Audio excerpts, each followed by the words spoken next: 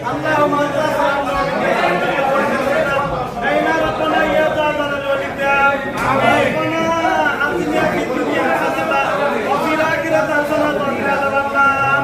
وقنا عذاب الميزان وقنا عذاب البصيرات وقنا عذاب الحشر يا الله يا ولي يا رحمن يا مؤمن يا ستار يا يو يا قيوم